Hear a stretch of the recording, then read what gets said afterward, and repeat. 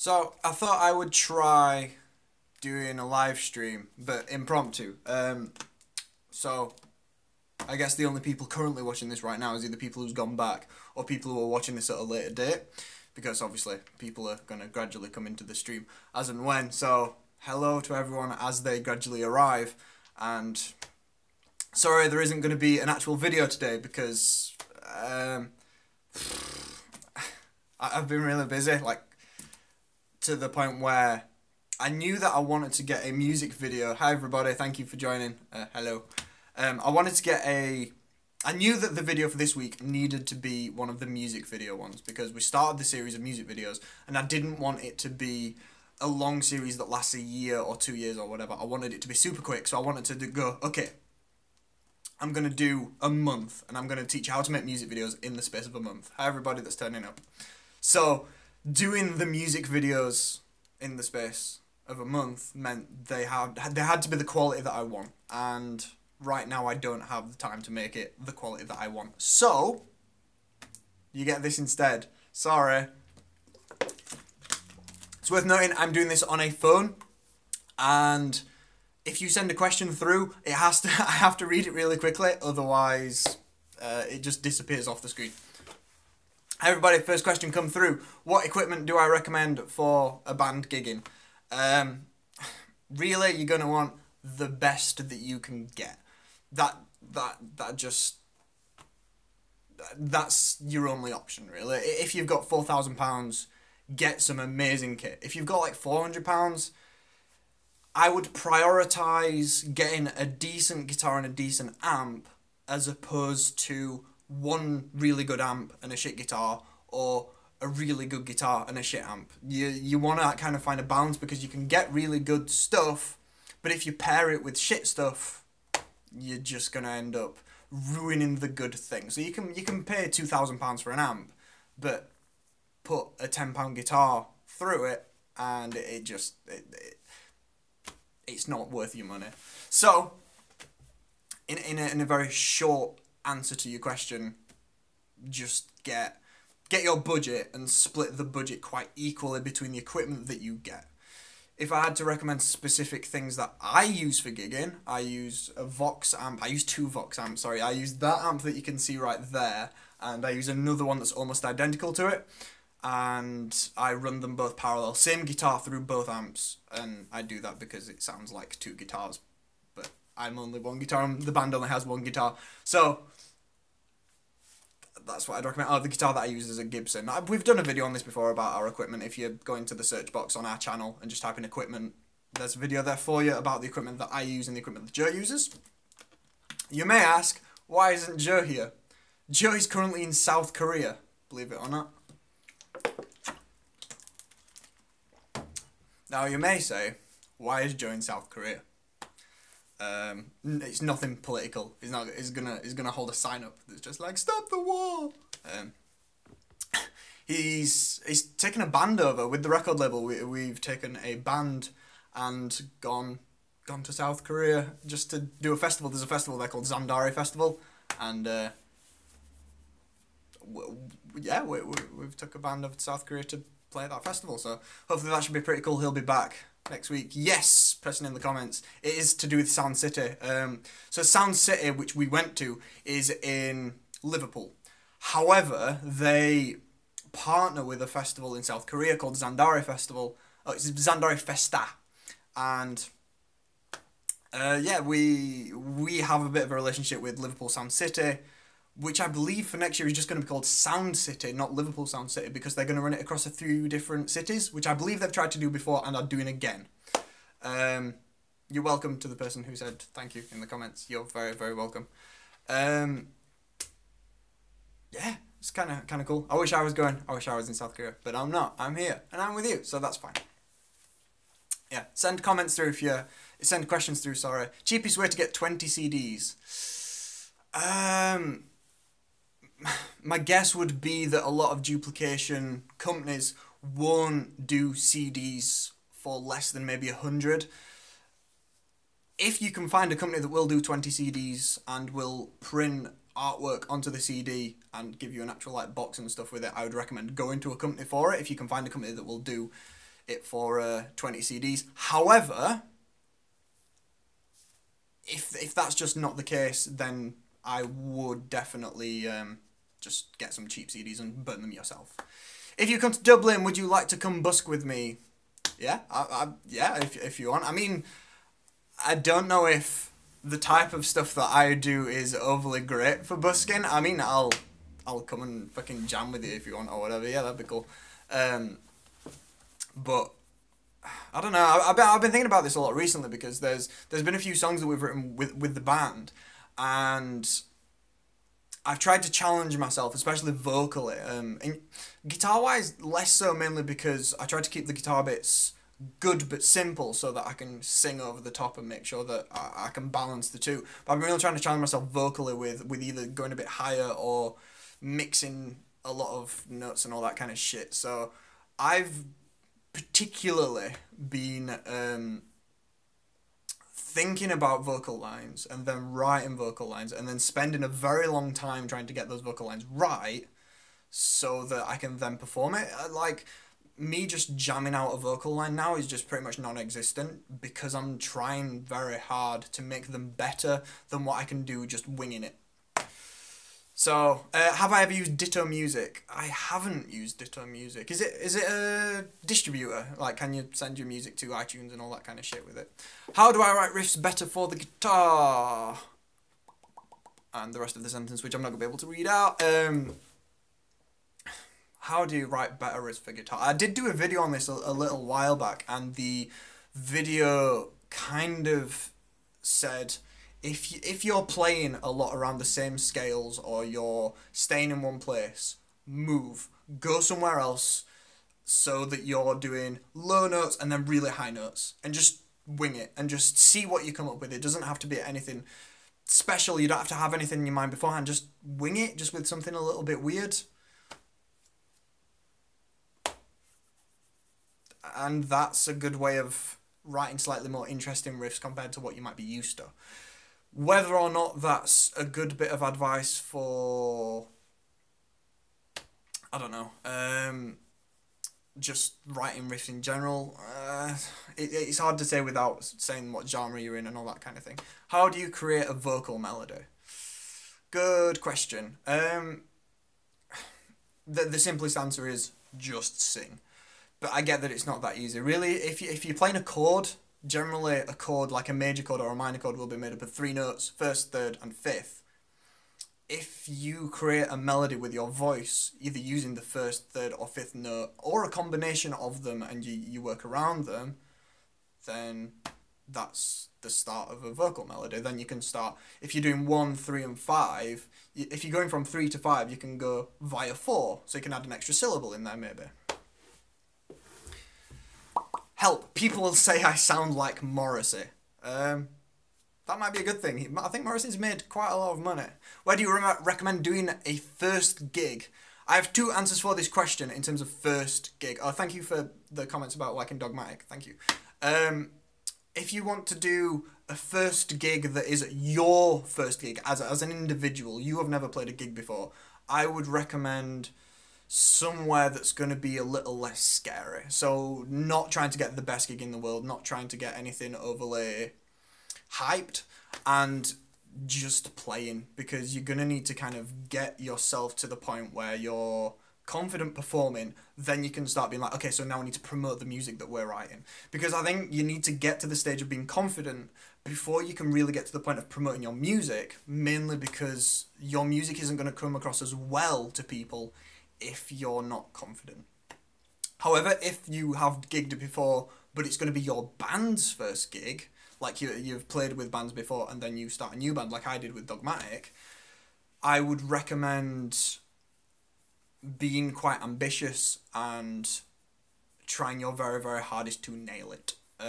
Whether that is just you get a venue that you know that you can fill with people, fill it, do an amazing gig, then it's really good to, I guess, to launch pad yourself into your further career as a musician, because you can be like, oh, we sold out our first gig, which is something that we now have the bragging right of, which might sound a bit dicky to say, like, oh, we sold out our first gig, but being able to put that in an email to a company, or being able to just have it on a list of things that we've done, that's super helpful and will almost set you above what other people are doing. We've got a single coming out on Wednesday. Is it bad that it's not coming out on a Friday? That kind of depends, because I would always recommend putting a single out on Friday. I believe you guys messaged me on Twitter as well. I would always recommend putting tracks out on Friday, mainly because I think iTunes restrict to Friday. I think iTunes will only release stuff on Friday, I think. And Spotify do a playlist that's called New Music Friday. It's really handy to get into that playlist, and you're way more likely to get into that playlist if you release your music on the day that it comes out. Other things are, it's good to promote because you can promote it Friday, Saturday and Sunday by saying our single is out now, whereas if you're promoting it on a Wednesday, people are at work, and then Thursday people are at work, and then Friday people are at work, and then you can really get to the nitty-gritty of promoting it. So there's not an ideal way. Oh, I'm trying my best to keep the comments on. Whoa, we've had a load of stuff coming through. Loved your live session with Dogmatic. Downward Spirals is a tune. Thank you very, very much. I really like Downward Spirals as a song. I think it really showcases the diversity of the band, I think I've kept it so that the comments are just permanently on, I think. I love you too, whoever said I love you. The comments are still disappearing. If everyone just keeps commenting, the comments actually stay on the screen, but it doesn't help all that much. Because then it disappears. Yeah, it's gone. So if anyone has any question, yeah, but that doesn't help if you just put just one comment over and over and over, because I can't see the other comments because you'll spam them up to the top. Are you going to run a music festival? That is a massive task.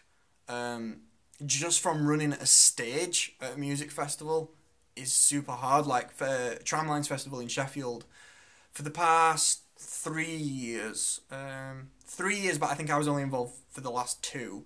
We ran a stage at Tramlines Festival in Sheffield. This past year we didn't, but for the 2 years prior, I did. And it's a lot of work. Like, just liaising with bands is super hard. And I get that all of you guys watching now are in bands, so I guess this is a useful bit of information to say is, if you're getting in touch with people for festivals or whatever, make sure that whatever they ask for or whatever needs to happen dialogue-wise happens way in advance. Don't be the band that is, oh, we'll have to get back to you, and then a week later it's, oh, we might be able to, okay, we'll say yeah, and then the day before the festival you pull out, because that is a massive headache, and no one's gonna remember you well if you were the band that did that, and that really stresses out people doing festivals. So if I was gonna run a festival myself, fuck that. No, that's not.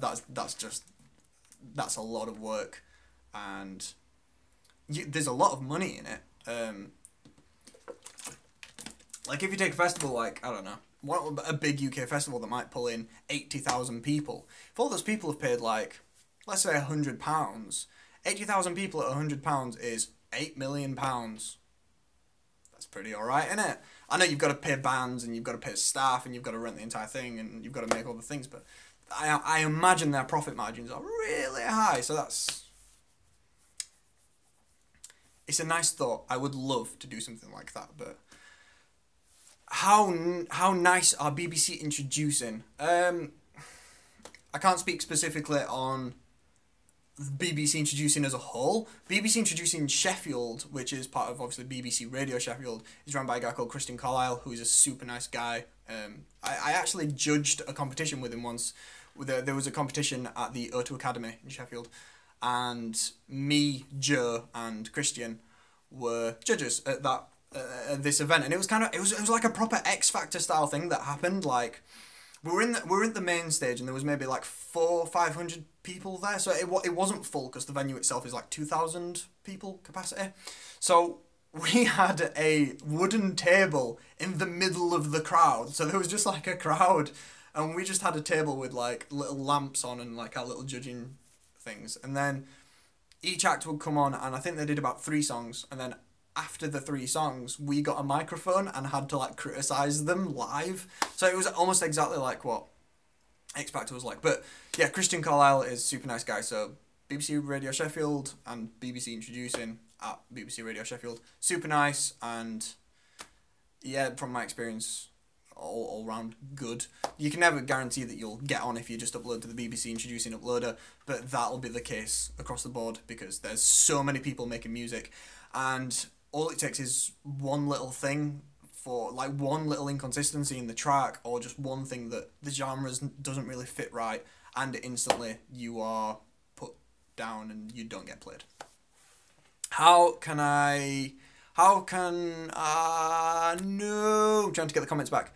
How can I get my band's metal song on the radio in today's music climate? I can actually get the comments back up by scrolling. Right, okay, I'll remember that. How do you get a metal band on radio? I would say for radio stations that are, let's say the popular radio stations that specialise in pop music and popular rock music, I wouldn't touch them unless you have this one song that is so special and so good that everyone has to take notice of it. It's rare that in the early stages of writing music with a band, no matter how good you think a track is, it's rare for you to have a track like that. And judging by the fact that that's a probable thing to be happening, I would say get a list of community radio stations, like blogs that have their own little radio, like online radio station and stuff like that specialise in metal music, and just contact them. Just get in touch and be like, hey, we're a new metal band, I'd really appreciate it if you played our track. Something along the lines of that, just something nice and polite, and just get in touch. Don't be the metal band that image that metal bands have, the kind of gruff, like everyone wears black and stares and growls.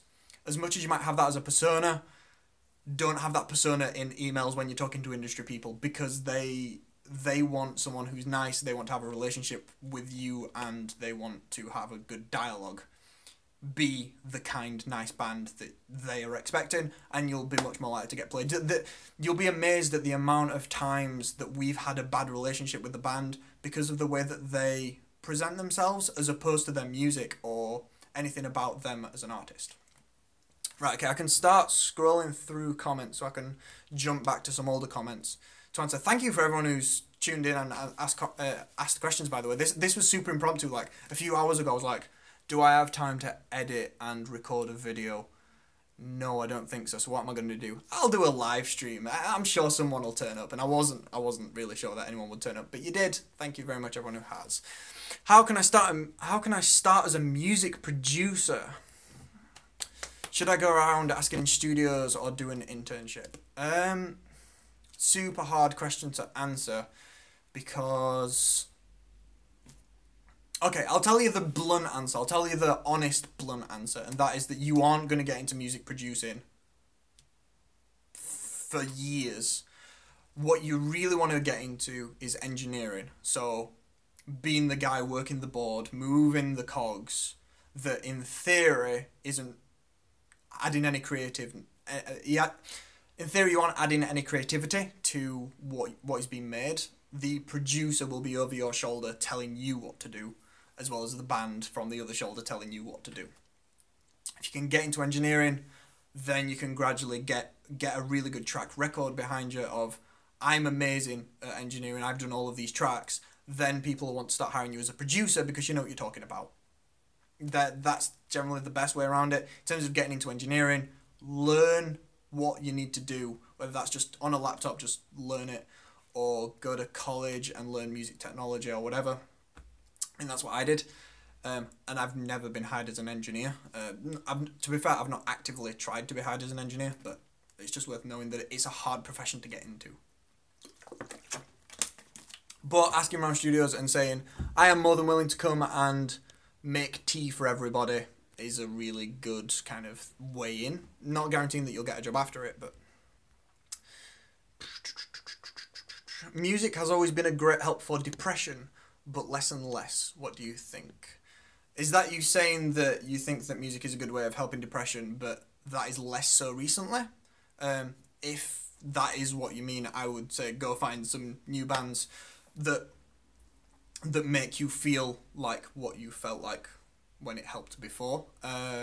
Because there are loads of new bands that have got the kind of vibes that you're looking for. You just haven't found them yet. Is it worth doing demos in a studio or at home? We have iPhone recordings, but they sound bad. Okay, it depends what you're going to use the demos for. If you're going to demo a song and... Oh, just as a really quick thing, what's the quality like? Because I have no way of watching this back because I'm doing it on a phone, and I hope it's not bad. I think the timing is a lot better than previous live streams, but I am doing this on 4G. I might not have any data left by the time that I finish this, but whatever. Demos. So, if you're doing the demos so that you can listen to them and then just hear the track, you don't have to play it, you just listen to the track. iPhone demos generally are fine, provided that you put your phone in a place in the room that picks up the levels of each instrument at a good volume. Totally fine.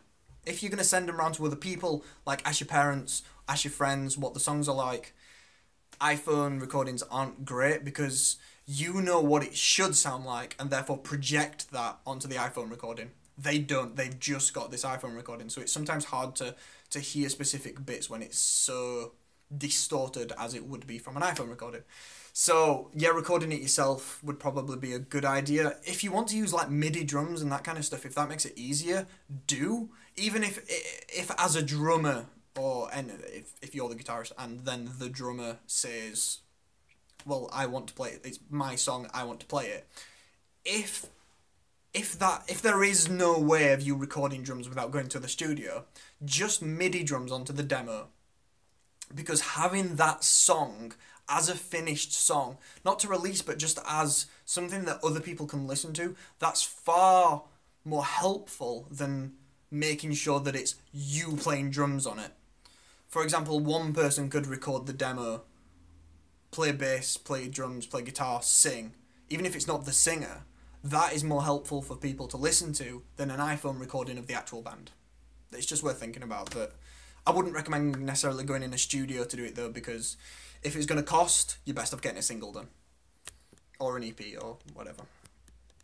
Should I get Ableton on a cheap laptop or save up for a Mac and get Logic? That is almost impossible to answer. There are dodgy ways of getting all of the software that will allow you to make music. I use Logic and would recommend Logic because it's really good. Pro Tools is pretty much on par. It's hard to recommend. Cubase is alright. If you can get Cubase cheaper, get Cubase. If you can get Cubase easier, get Cubase. It's hard to say and recommend software, really. Just look into it yourself and see what you can get and what you can't get, and see what you can get kind of skankily or whatever. What do you think of ska punk and reggae? Not a massive fan of kind of ska punk.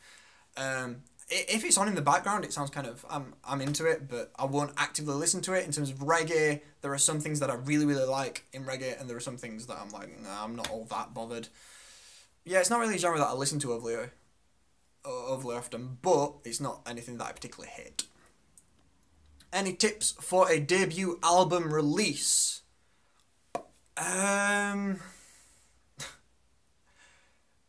If you'll allow me to be really, really blunt, don't. If you have an album recorded, if you have 10 tracks, 11 tracks, 12 tracks, whatever, I would recommend picking out the best songs. Maybe send it round to a few friends and family and say, what are the best songs? If you can get 4 amazing songs, or 5 or 6, or just 3, or 2, there's only 2 amazing songs, get those songs and turn them into singles. And do a build-up, create a brand, get some cool content together, and build up online to this release of the first single. And create a really big campaign around it, and make people aware of you via this single.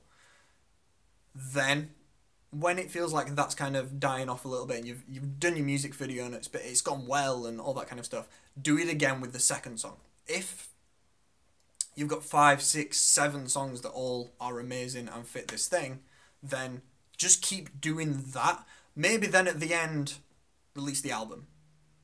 But I would never recommend, if you have 10 tracks recorded, to just put those 10 tracks out.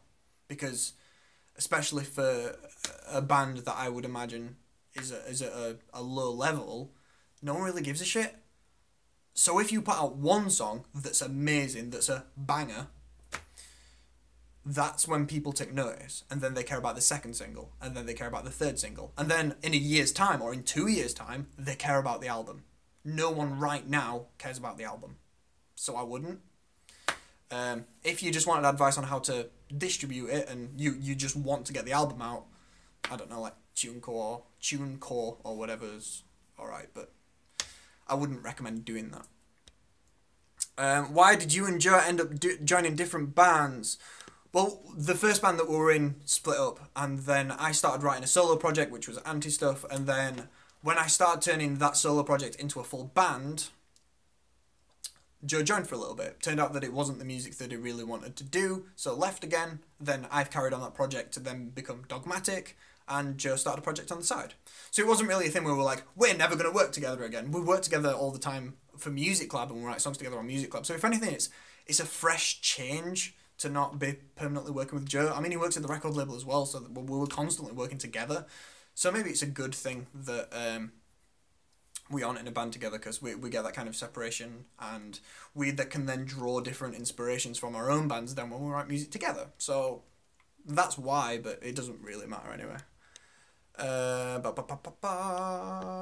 You're welcome.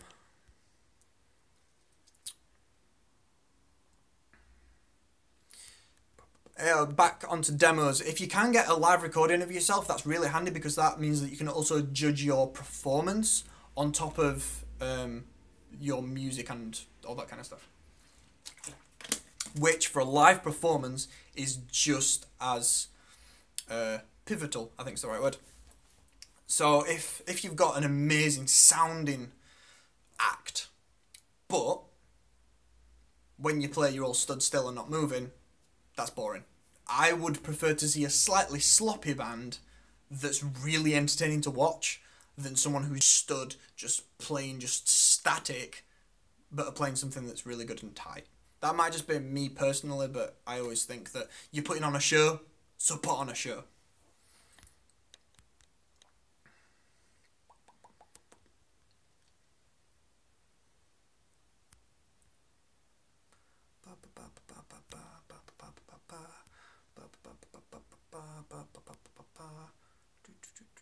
I'm sorry, I'm now just providing you with background music while I try and find some questions. I believe I'm not scrolling through similar questions, so I don't know whether that's people posting them twice while they wait for me.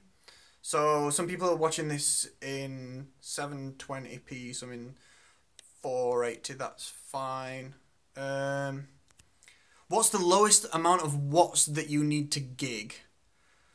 In terms of valve, you can probably easily get away with 15 watts with valve. In terms of normal amps, or the amps that most people would play, you can probably get with 50. Like you can get 15 watt practice amps, wouldn't recommend it. They don't have a lot of low end, so the tone is a bit shit. You if you wanted to, you could, but I wouldn't recommend it. So I think the step above that might be 50. I don't know if there are like 30 watt transistor amps. I don't know. 50 you'll definitely be fine with. 100 watts you'll be totally fine with, and most people will gig with 100 watts. Is it worth sending your songs to record companies or letting them come to you? See, I would always recommend that you let them come to you. If you're good enough, people will take notice. However, I get that you've got that urge of, we've written a really good song and I want a record label to hear it and I know that they're going to like it. At which point you're going to send to record labels anyway because you're buzzing about this song. If I would round up a load of record labels in your area and maybe a nicely worded email, send them the track, And unless they are straight away, yes, we want to work with you, this is really good. If they're like, oh, maybe you need to work on this, or oh, it's maybe not our style, just step back and don't work with them. Because unless they're really keen on working with you, unless they are like, this is the bomb, they aren't gonna put as much attention and money into you as what you would want. And therefore you would actually be better on your own rather than with, like, tied into a record label that doesn't really care. So, I hope that helps.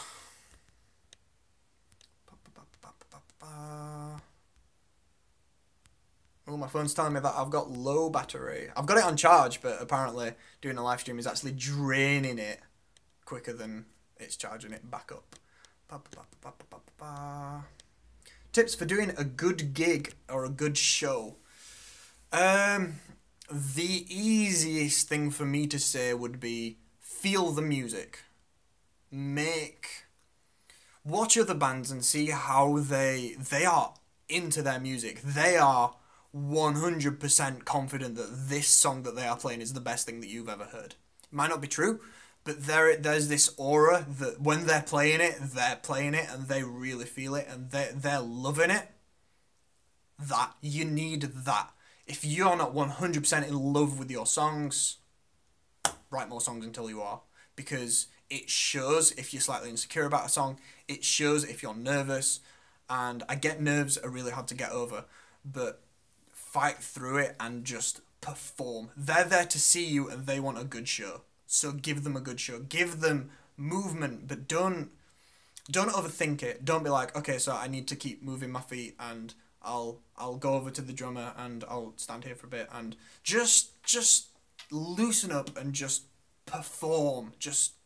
I get that this is super hard to, I guess, put into actual motion or whatever, but it's that mental barrier of feeling nervous and wondering what you need to do that once you get past and you're just like, I'll just do whatever. I'm just going to enjoy it. That's when you actually start performing.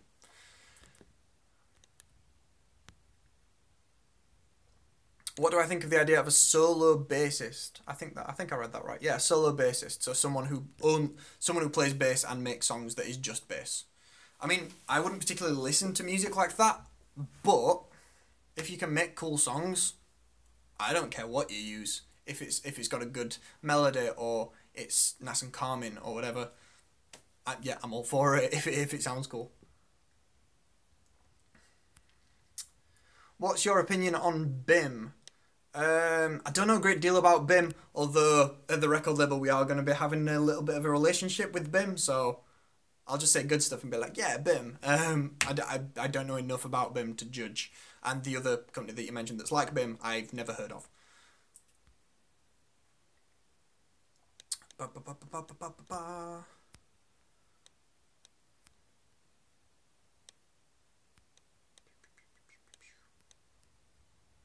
What's the best and easiest DAW or DAW to use for Windows? Probably Pro Tools, although I do believe that it's the most expensive.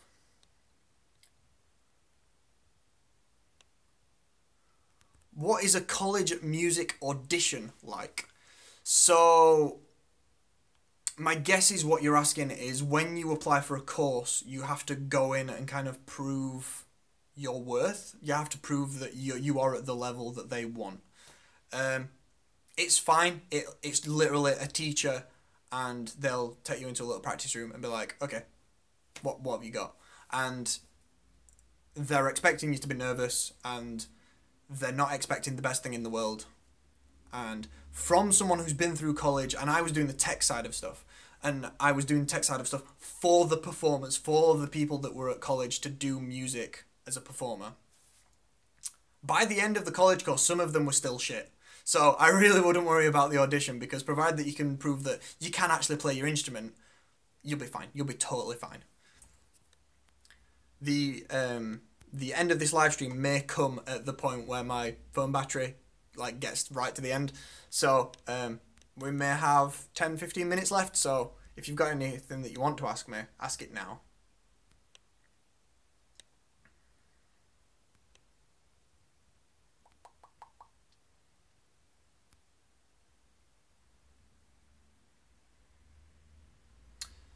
Working at a record label, what's the most popular rip-off band that you get? So what is the most popular, I guess, style of music that we get sent that is blatantly just ripping off other people? Um, if you asked me that 2, 3 years ago, I'd have said Arctic Monkeys. That is less so now, I think. A lot of the time, it's, I want to say generic rock, but I don't mean generic rock in the way that the most popular rock music that's out now, I don't mean it's people copying that. I mean it's if you wrote the most basic rock song that you could think of, and then put a vocal over it, and then put bass to it, and then put drums to it, that, which is not very original and not very inspiring, and no one really wants to listen to it. That kind of music, because it's the easiest to write, and therefore, when people are first starting out, that is the kind of music that they write. Would you recommend elaborate costumes? If it's done right, I would always recommend that you create a brand for your band.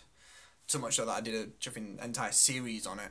And I'm always really intrigued when an artist has a specific brand, whether that's a colour scheme or they wear a specific thing, or they wear masks like Slipknot. I find that really interesting, and I find it more compelling for them as an artist. I'm more interested in them as an artist because of this thing. However, if you're gonna half-arse it, if you're gonna kind of mess about the fact that you've got masks on, or you're gonna drop the colour scheme in a month's time, I would recommend not doing it, because it's something that needs massive commitment. Slipknot wouldn't work if they didn't look kind of scary and also chaotic on stage. It works because the music wants to be angry and chaotic, and they nail that with the masks. That wouldn't work if you were half-arsing it and were also a country band. So, yes and no, depending on the situation.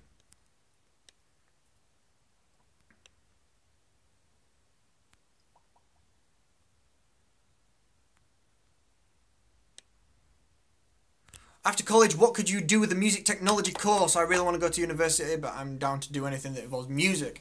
They will warn you early on at college that this isn't an industry that's easy to get into in terms of jobs.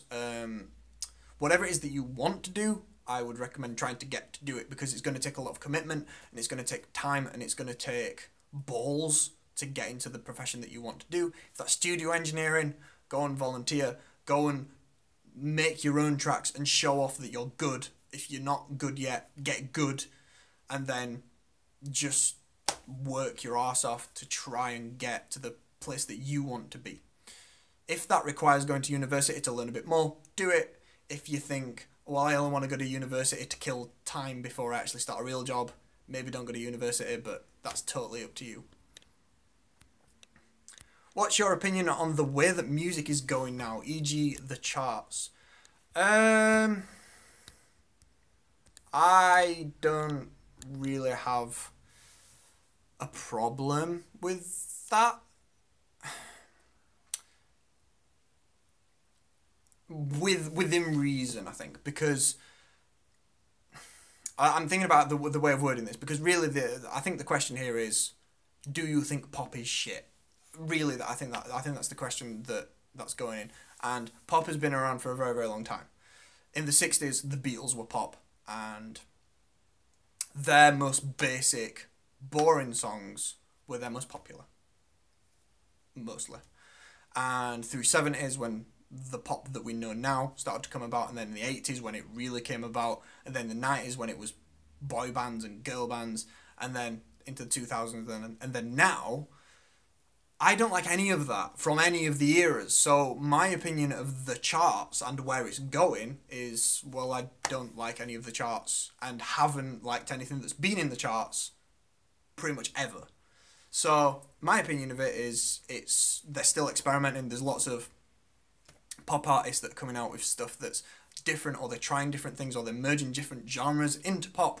So, I mean, I'm fine with it. I hope it naturally evolves into something that's a bit more complex. I hope we eventually get to the point where, like, oh, these listeners aren't stupid and we should maybe make a bit more complex music because they can understand complex music. It's not a problem. But whether we actually get to that day, I don't know. But also, there's ways of listening to music now that negates the idea that you only have to listen to chart music. So if you don't like chart music, listen to other music. Like that is totally a thing that you can just do and just ignore whatever's going on in the charts.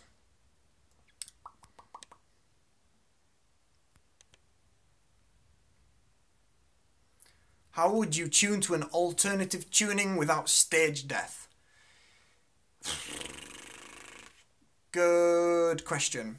I would recommend having your singer or whoever talks in the band say something that you need to say at the point where you need to tune. So if you know that you need to promote your new single in the gig somewhere, and you also know that halfway through you need to change your tuning to a different tuning, line those two up and get good at this so that you can talk to the audience while tuning, while looking down and tuning and also talking at the same time. It's not the easiest thing to do, but if you can nail that, that makes you avoid stage death, and it's a seamless show for the... If your vocalist doesn't actually play an instrument, that's even better because they can talk while you lot tune.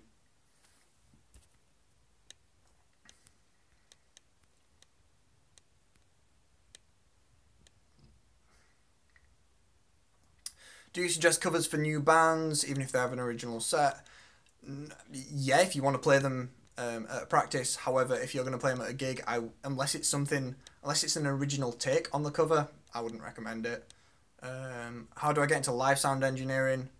That's super hard. At college, a music technology course will teach you how to do live engineering. So you could do that, and then you just have to start. Whether you can find a company that does live engineering and then tag along with those people, that works, and then you can learn it and then go on to do it yourself, or whether you just want to jump in the deep end and just do it yourself. Maybe find some bands that want a low-key kind of engineer and then go engineer for them and gradually learn it. There's no real easy way of doing this. Right, okay, I am on 3% battery, so one more question, maybe.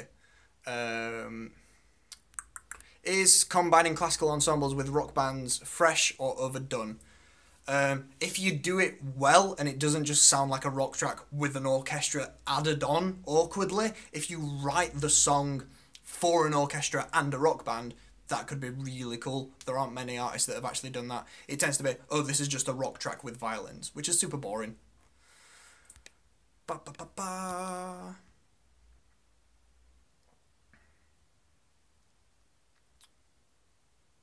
The problem isn't with it being pop, it's the fact that pop is now its own genre. Yeah, but pop's kind of been its own genre for a little while, and when people refer to pop, even if a rock song has been in the charts, they wouldn't refer to that rock song as pop, even though it is popular, which is obviously where pop comes from. But yeah, pop's its own genre, but I don't know if that's necessarily a problem, because at least then we can categorise that type of music and be like, I like this, or I don't like this. If we were vague about it and classed other things as also pop, it'd be hard to classify what that basic mainstream music was.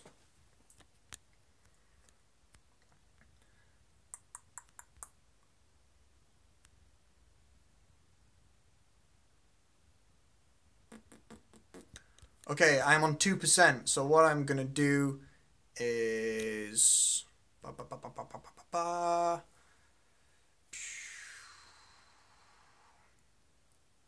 How do you think I should start singing over kinda acoustic folk storytelling shit like Frank Genoa?